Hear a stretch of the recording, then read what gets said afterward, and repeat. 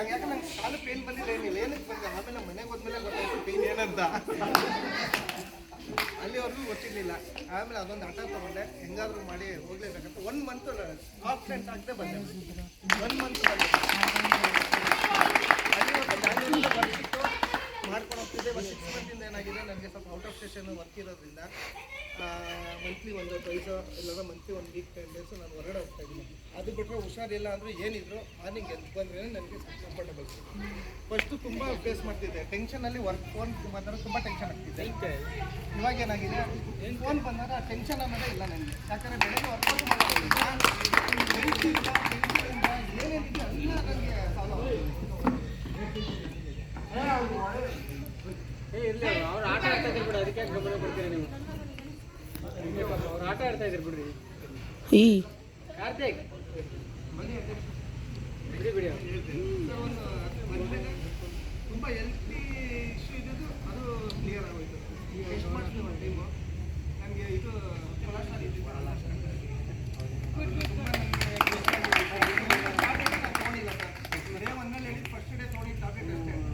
Second ಡೇಯಿಂದ ನಾನು walk ಮಾಡಬೇಕು, ತುಂಬ ಖುಷಿ ಆಗುತ್ತೆ. ಇದ್ರ ಬಗ್ಗೆ ಹೇಳ್ಕೊಳಕ್ಕೆ ಎಷ್ಟು ಹೇಳಿದ್ರು ಸರ್ ಅಷ್ಟು ಖುಷಿ ಆಗುತ್ತೆ ಸರ್. ಇವ್ರ ಎಫರ್ಟ್ ಒಂದು ದಿನ ಲೀವ್ ಹಾಕಿ ನೋಡಿಲ್ಲ. ನಾನು ಲೀವ್ ಹಾಕ್ಬೇಕಾಗುತ್ತೆ, ನಾನು ಮಾಡ್ತಾ ಇದ್ದೀನಿ. ಒಂದು ಹಾಫ್ ಅನ್ ಅವರ್ ಹೋಗ್ಬಿಡ್ತೀನಿ ಅಂತ ಹೋಗ್ಬೇಕು. ಅದನ್ನ ರಿಟರ್ನ್ ಬಂದು ಮಾಡಿಸೋರು. ಕಾರಣದಿಂದ ಮಿಥುನ್ ಸರ್ ಬಂದಿಲ್ಲ, ಆದರೆ ಅವ್ರದ್ದು ಧನ್ಯವಾದ ಹೇಳ್ಬೇಕಾದ್ರೆ ಅವ್ರು ಒಂದು ದಿನಾನೂ ಲೀವ್ ಹಾಕಲ್ಲ ಸರ್. ಅವರು ಡೇ 1ನಿಂದ ನಾನು ನೋಡ್ತಾ ಇದ್ದೀನಿ, ಇವರಿದ್ದರೆ ಅವ್ರು ಇದ್ದೇ ಇರ್ತಾರೆ. ಒಂದು ದಿನ ಲೀವ್ ಹಾಕಲ್ಲ. ಅಷ್ಟೇ ಎಫರ್ಟ್ ಆಗಿಬಿಟ್ಟು ನಮಗೂ ಜೊತೆಗೆ ಆದಿಯಲ್ಲಿ ಕರ್ಕೊಂಡು ಹೋಗ್ತಾರೆ.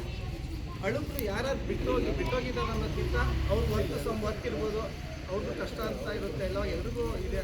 ಇದೊಂದು ಯೂಸ್ ಮಾಡ್ಕೊಳ್ಳಿ, ಇದೊಂದು ಆಪರ್ಚುನಿಟಿ ಬಿಟ್ಟೋದವರು ದಯವಿಟ್ಟು ಎಲ್ಲರೂ ಬನ್ನಿ. ಅದನ್ನು ಹೇಳ್ಕೊಂಡು ಸೀನು ಅವರು ಅವರ ಅನಿಸಿಕೆ ಹೇಳ್ಕೊಳಿಕ್ಕೆ ಅವ್ರಿಗೆ ಧನ್ಯವಾದಗಳು. ಈಗ ಪ್ರತಿಮಾ ಅವ್ರು ಬಂದು ಮಾತಾಡ್ಬೇಕಾಗಿ ಕೇಳ್ಕೊಳ್ತೀನಿ ಸರ್. ಅವರು ಪ್ರಮೋಷನ್ ಕೊಟ್ಟಿದ್ದು ಹೇಳೇ ಇಲ್ಲ.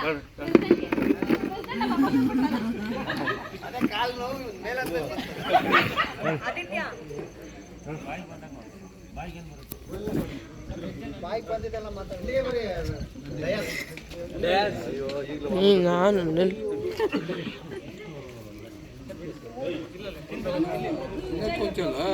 ಬರೋಕ್ಕಿಂತ ಮೊದಲೇ ನಾನು ಯೋಗ ಕ್ಲಾಸ್ ಮಾಡಿಕೊಂಡು ಯೋಗದಲ್ಲೇ ಇದ್ಬಿಟ್ಟಿದ್ದೆ.